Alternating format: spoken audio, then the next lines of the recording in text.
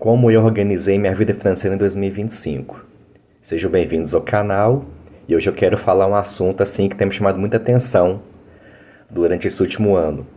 Organizar a vida financeira porque quem está na casa dos 40 tem que começar a pensar em aposentar, em começar a pensar como vai ser meu futuro daqui a 20 anos. Não dá para viver somente o agora sem pensar no amanhã, no que está por vir, para não passar aperto no futuro, porque sabe-se lá Deus quando vamos aposentar, né? Com essa mudança de regra de aposentadoria, então ninguém sabe quando vai aposentar.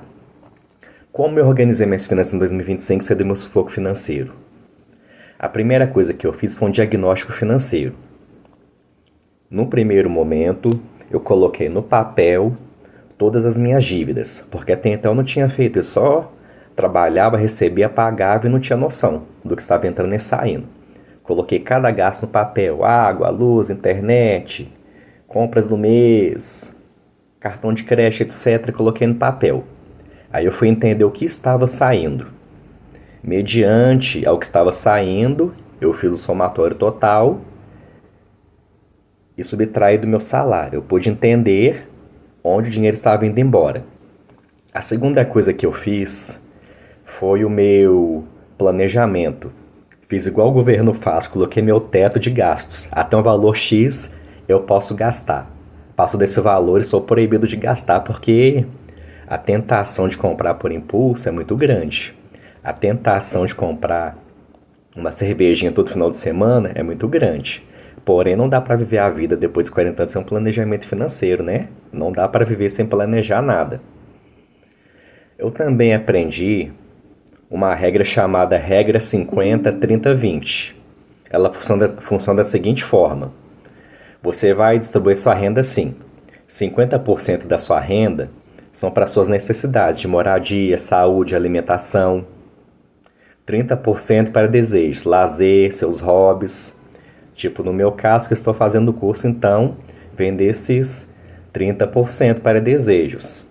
E 20% do salário vai para investimentos ou para quitação de dívidas. No meu caso, eu consegui quitar bastante parte das minhas dívidas, estou colocando dinheiro para fazer financiamento, estou investindo esse dinheiro, aliás, financiamento não, estou investindo, porque financiamento é gasto, né? Eu fiz uma outra coisa também muito importante em 2025 que me ajudou financeiramente. Eu comecei a cortar gastos necessários. Eu identifiquei aquilo que era supérfluo, aquilo que era desnecessário, tipo assinatura desnecessária de Netflix, Spotify, não sei o quê. Coisas que eu tinha, mas não usava com frequência. Então eu percebi que o dinheiro estava indo embora, eu cortei os gastos necessários. Até no supermercado, coisas que eu comprava sem fazer lista, porque deu vontade de comprar, eu parei porque não tinha necessidade. Tinha coisa que eu comprava, mas ficava no armário. Eu ia lembrar muito tempo depois que eu comprei, então eu comecei a cortar os supérfluos desnecessários da minha vida. Uma outra coisa que eu fiz também, que foi minha meta em 2025, foi cortar dívidas. Eu usava bastante cartão de crédito, eu tinha uns 4 cartões de crédito.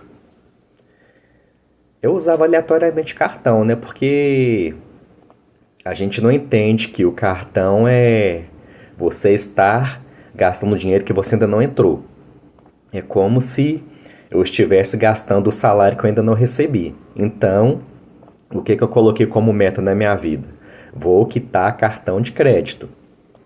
Se eu não conseguir zerar, eu vou no máximo eliminar o máximo de dívidas que eu puder no cartão. Eu vou comprar no cartão apenas o que for necessário. E comecei a trabalhar com a seguinte ideia. Eu não vou mais comprar parcelado. Eu vou juntar o dinheiro e assim que eu puder, eu vou comprar à vista. Exemplo, eu tenho um carro que é 2010. Em 2026, eu tive a intenção de trocar o carro, mas eu pensei não vai compensar eu comprar um carro financiado porque eu vou ficar pagando quanto tempo de financiamento. Então eu vou ficar quietinho com o meu carro de 2010, vou juntar o dinheiro, independente do tempo que meu carro ele tem 4 rodas, não está funcionando, trocar de carro agora é vaidade.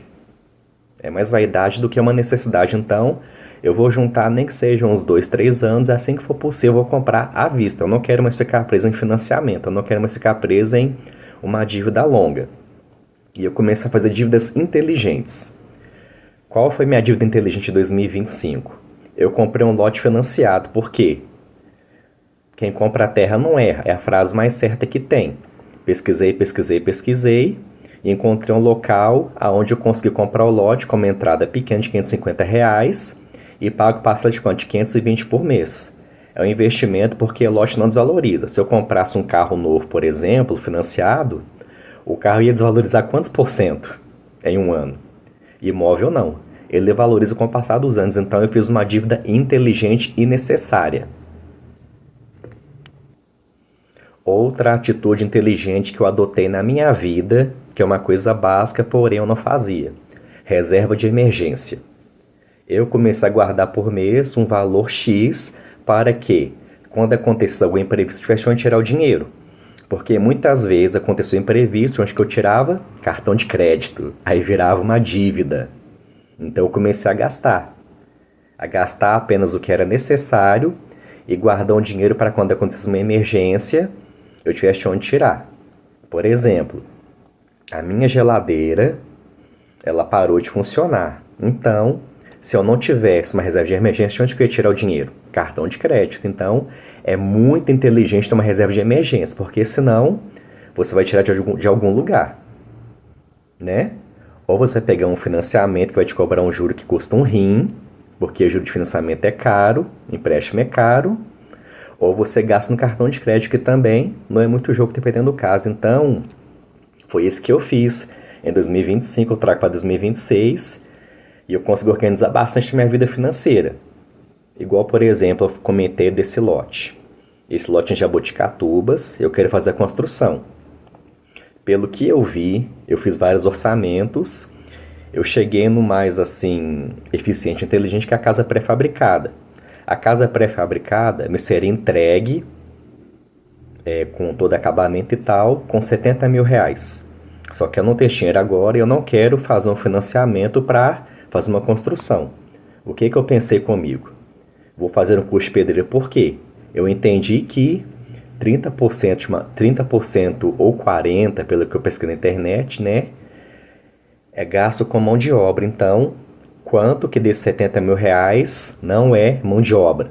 Então eu decidi fazer o curso, que acontece aos sábados, eu faço uma vez por semana, né? Eu vou aprendendo e faço aos poucos. Mesmo vou fazer a fundação, o alicerce, o baldrame, levantar paredes.